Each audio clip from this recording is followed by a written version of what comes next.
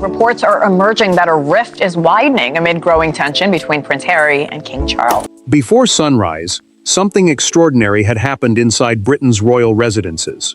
Portraits that had survived family arguments, public scandals, and years of painful separation were suddenly gone. King Charles had issued a direct order. Every official portrait of Prince Harry, displayed across royal residences, was to be removed overnight.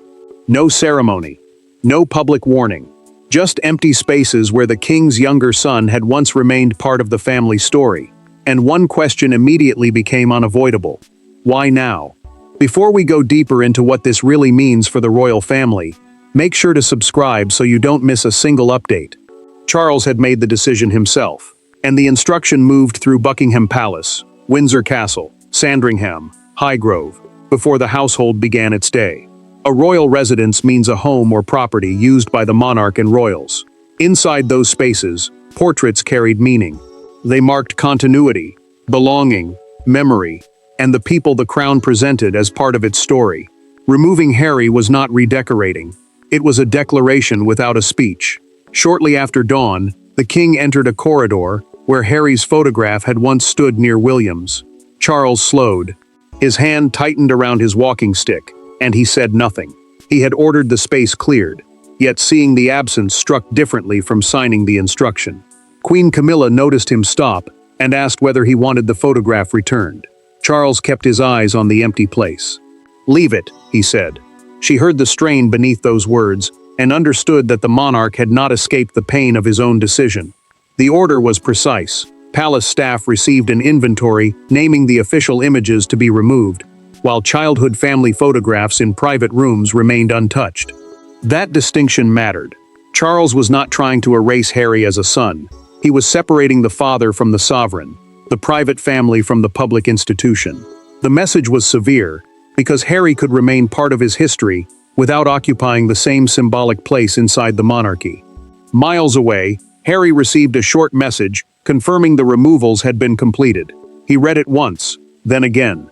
The Duke set his phone down and picked it back up without replying.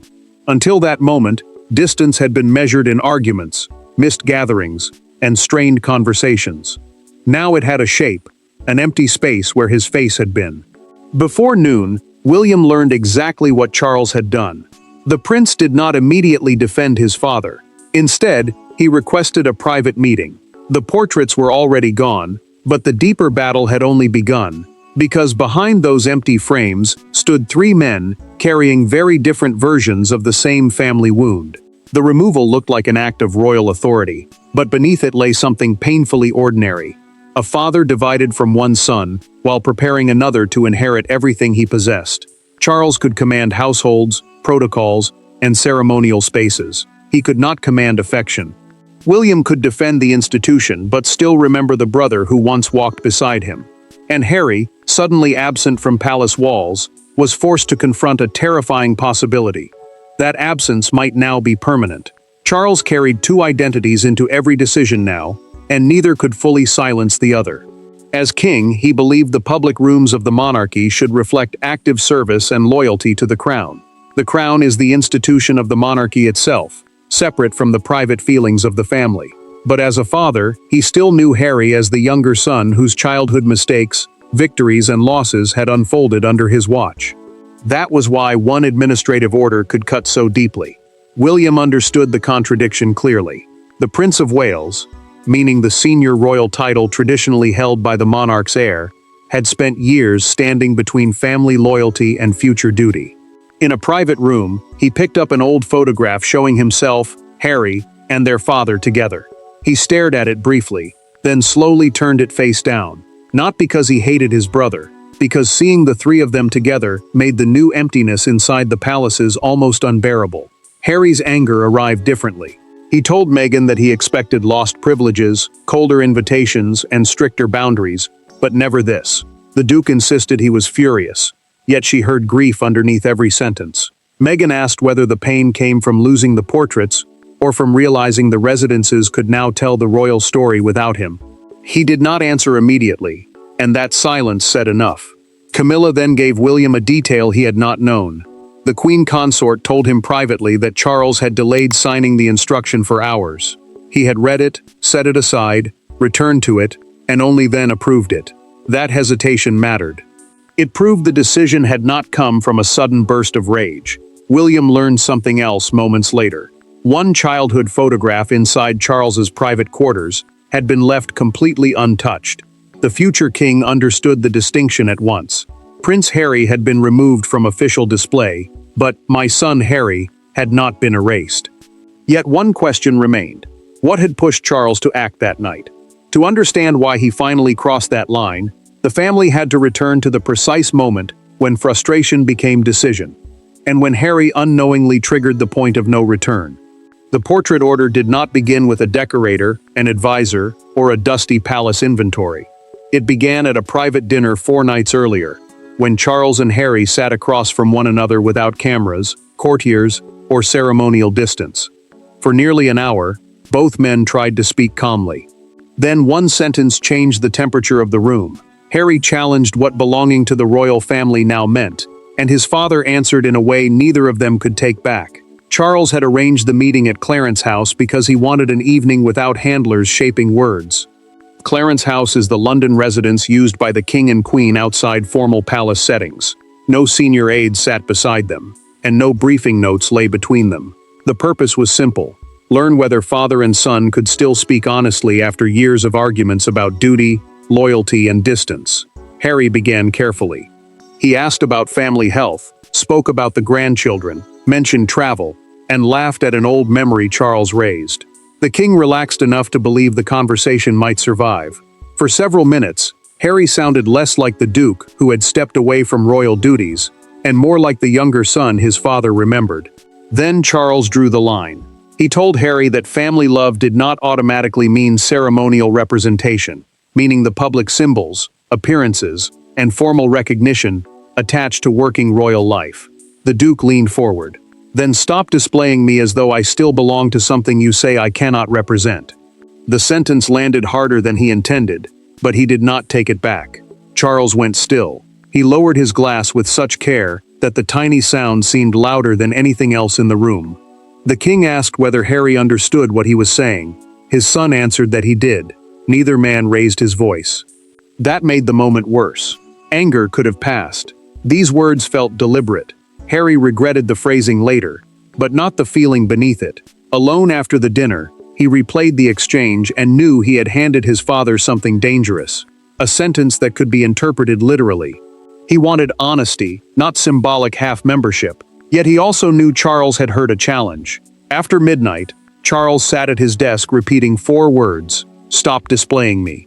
The monarch called one senior household official and requested an inventory of Harry's displayed portraits. By morning, the process had begun. When William later learned what triggered the order, certainty vanished. Harry had spoken in anger. Charles had answered through authority. And now the prince was about to enter the room where both choices would collide. There were no aides in the room when William confronted his father. No equerries, no secretaries, no palace buffer capable of softening what came next. The prince walked in carrying the knowledge that Harry's portraits were already being removed, and that Charles had acted before discussing the consequences with him. What followed was not simply disagreement over photographs.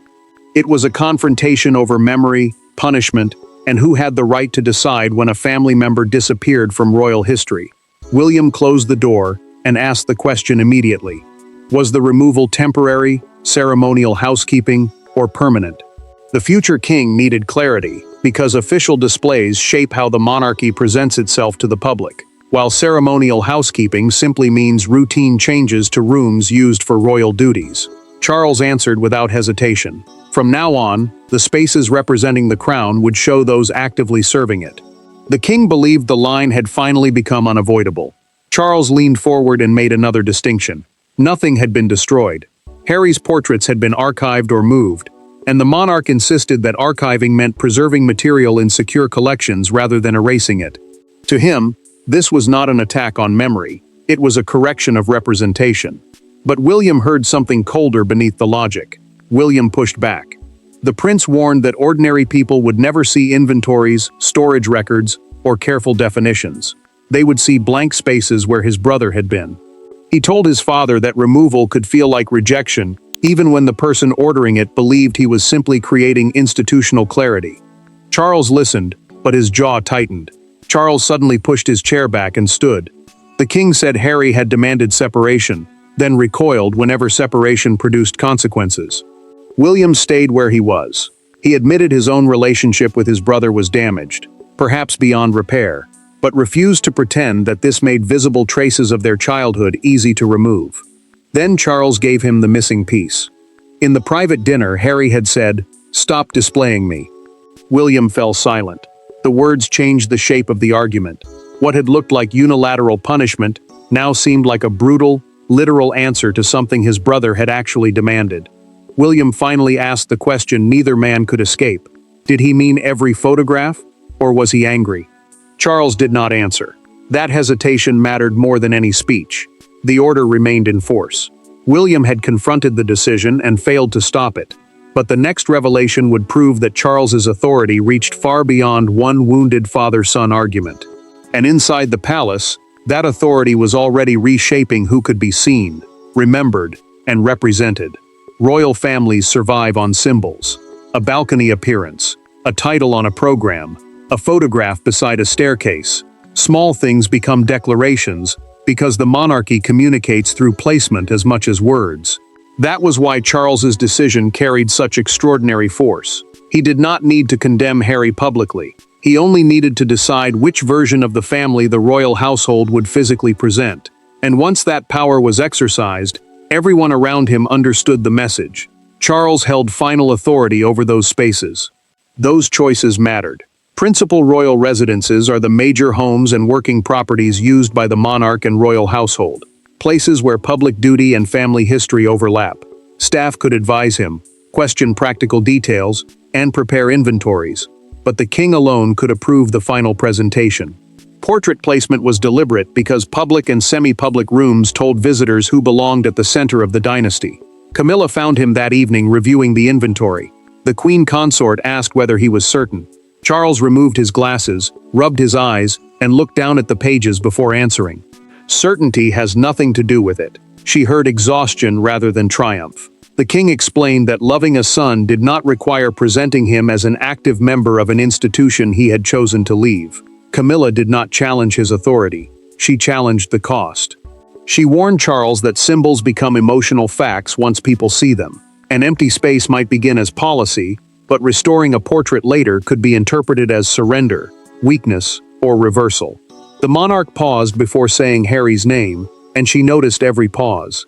That hesitation told her the decision was cutting closer to the father than he wanted anyone to know. Then Sandringham created a problem. Staff found a family photograph showing Charles, Diana, William, and Harry together. Removing the Duke meant removing the entire image, because he could not be separated from the memory it preserved. The question came directly to the king. Charles answered quickly, "Leave it." The photograph, he said, was not an official solo representation of Harry's present royal role. It was a family record, and family history would not be rewritten merely to make an institutional point. That distinction revealed the real boundary. The king was removing a public role, not attempting to erase a son. Harry soon heard through a private message that the Sandringham photograph had survived. It complicated everything. Anger had been easier when he believed Charles wanted total removal. Now Harry had to face something more painful. One photograph remained because his father still saw him as family, and that made every missing portrait feel even more personal. Anger had protected Harry from the full emotional weight of what had happened. Then he saw the photograph. Not the portrait that had been removed, but an image of the corridor afterward, with a console table, 2 surviving family photographs, and a conspicuously empty stretch between them. Suddenly the story was no longer about palace protocol, it was about absence, his absence. And for the first time since receiving the message, the Duke stopped arguing about whether Charles had the right to act. Harry enlarged the image on his phone and studied it in silence. A trusted contact had sent it privately, giving him the first clear sense of what the order actually looked like inside the residence. Public-facing rooms are areas used to represent royal life to visitors, guests, and official audiences, while private family rooms carry a more personal purpose. Harry now understood the difference. His formal portraits were gone, yet childhood photographs remained behind closed doors. Meghan noticed the change in him immediately. She asked what had happened. Harry kept staring at the screen before answering. Nothing, that's the point. The Duke was talking about the blank space, but she understood that he was also talking about himself. For days he had argued about fairness and authority. Now the anger was thinning, and grief was beginning to show through. Harry remembered the dinner with Charles. He had told his father to stop displaying him as though he still represented something he had left. At the time, those words had felt like defiance. Now they sounded dangerously close to permission. The Duke admitted to Meghan that he had never expected the king to take the statement so literally. Harry opened his father's contact. His thumb hovered over the call button, then stopped. Pride won. He closed the screen without calling, but the hesitation revealed how badly he wanted the silence broken. Then William sent a private message. The prince explained that he had confronted Charles and failed to reverse the order. His final sentence cut deeper than anything else. You need to decide whether you meant what you said that night. Harry read it twice. Harry finally spoke the truth to Meghan. His words had helped create this. She did not excuse Charles, but she urged him to decide whether he wanted victory or understanding. Hours later, Harry replied to William, "No staff, no statements, no intermediaries, just two brothers." The first crack in the stalemate did not come from Buckingham Palace or a public announcement. It came from one brother asking another to speak without the monarchy between them. There were no courtiers to translate their words, and no press office waiting outside the door. William and Harry spoke privately, carrying years of resentment into a conversation neither believed would be easy. For once, the question was not who had leaked what, who had insulted whom, or who had abandoned which duty. It was simpler and more painful. Did Harry still want to be represented inside the family he had left behind? William began carefully, but he did not soften the point. The prince told Harry he would not defend every part of Charles's decision, yet he would not pretend the words spoken at Clarence House were meaningless. Clarence House is the London residence used by the king and queen, and that private dinner had become the emotional trigger for what followed. Harry listened because he knew his brother was not speaking as an official messenger. Harry finally explained what he had meant. The Duke said he wanted Charles to stop using symbolic inclusion as a substitute for a real relationship. He had not expected one angry sentence to become a literal instruction across royal residences. William answered with the contradiction Harry had been avoiding. He could not keep demanding distance and expect that distance to remain painless. The words hurt, because Harry knew they were partly true. Harry's voice changed. He admitted that seeing himself removed had felt like discovering the family had learned how to continue without him. William did not rush to reassure him. The future king simply said, "Continuing is not the same as forgetting." For the first time, Harry had no answer ready. William then offered a path forward. He said the order would not be reversed immediately, but Charles might accept a clearer distinction between institutional portraiture and family history. Institutional portraiture means official images used to represent the working monarchy, rather than private photographs recording family life. Harry understood the opening immediately. Harry made his first real concession. He did not ask for his solo portraits to be restored. Instead, he asked that shared family photographs remain untouched simply because he appeared in them. The request was smaller and more personal. William agreed. The prince told his brother he could support that principle and would carry it directly to Charles. For the first time since the removals began, both brothers stood on the same side of one question. The call ended without warmth, but not without progress. William now had to take Harry's request to their father. Knowing the answer would decide whether the portrait order remained an act of rejection or became something more precise. Outside the family, the empty frames were already becoming a larger judgment. By the next morning, a private royal decision had become a public symbol. Newspapers were no longer debating furniture or portrait placement. They were debating whether the monarchy had just drawn its most visible line yet between the institution and the king's younger son. Television studios displayed before and after images. Commentators argued over loyalty, fatherhood, and consequence. But one image cut through everything else. An empty section of palace wall where Harry's formal portrait had once been displayed. Charles could no longer control how the story was being understood. Broadcasters described the removals as a historic separation between Harry's family identity and his former institutional role. That distinction mattered because institutional role means the official duties, responsibilities, and public position attached to serving the monarchy.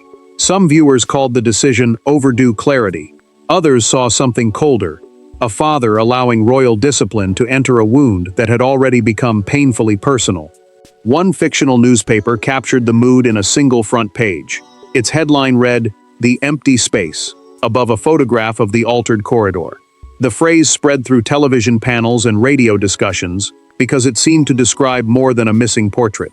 It described Harry's place in the family argument itself. Suddenly, one blank section of wall had become shorthand for years of distance between father and son. Outside Windsor Castle, the reaction became human. A small crowd gathered near the gates as cameras arrived, and one visitor held an old souvenir postcard showing William and Harry together as young princes. The contrast was impossible to miss. The prince remained central to the monarchy's future, while his brother had disappeared from its official presentation. Yet both men still belonged to the same family memory. Charles received the newspaper at breakfast. The king studied the image longer than the headline, folded the paper once, and told an aide to leave it with him. He had wanted precision. The public had seen rejection. William arrived later with Harry's request. The prince explained that his brother was not demanding the return of his solo portraits. He wanted only one assurance: shared family photographs would never be removed simply because he appeared in them. Charles listened, then gave his answer. Historical family images would remain untouched. Harry's official solo displays, however, would stay removed. The monarch had drawn the boundary at last. The compromise did not restore Harry's former position, but it changed the meaning of the order. The public saw removal, the brothers found common ground, and Charles faced the truth behind his own decision. Royal representation could change without pretending a son had never existed. And that distinction would define the final judgment still to come.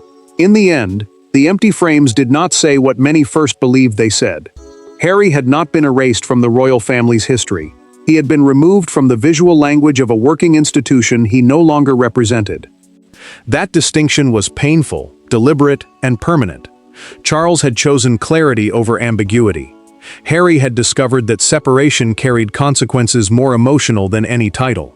And William, caught between them, had forced both men to recognize that boundaries did not require the destruction of memory. Charles confirmed the final policy. Harry's official solo portraits would remain absent from public-facing royal displays, meaning rooms used to present the working monarchy to guests and audiences. The king would not reverse the overnight order. Yet he drew a boundary around private history. Family photographs showing childhoods, marriages, gatherings, and personal memory would remain untouched. Charles stopped before the surviving Sandringham photograph that had forced the question into the open. Diana stood beside him in the image, while William and Harry appeared as boys, before duty divided them. The monarch touched the edge of the frame and left it where it was. He had removed an institutional symbol, but he refused to rewrite the years that came before it. Harry received the confirmation through William. The Duke felt the sting, but the fury had gone. He told Meghan that he understood the distinction. The palace was no longer pretending his royal position remained unchanged, yet his place in the family's past had not been deleted. Meghan heard sadness in his voice, but also something missing for days: acceptance. William had not repaired the family. The prince had done something smaller and, perhaps, more important. He had prevented institutional separation from becoming personal erasure. Charles accepted that line. Harry accepted the consequence. For the first time, all three men understood the same reality, even if none of them liked it. The empty wall now carried its final meaning. Harry remained Charles's son and William's brother, but he would no longer be displayed as though nothing had changed. The monarchy had stopped trying to hold two incompatible truths at once. Charles looked once more at the family photograph and walked away. He restored nothing. He removed nothing else. The answer was complete. The portraits taken down overnight marked the end of Harry's symbolic place inside the working royal machine. But the photographs preserved by Charles proved that memory had survived the separation. The prince had been removed from the role, but the son had not been erased. Thanks for watching. Please don't forget to like and subscribe, and we will see you in next one.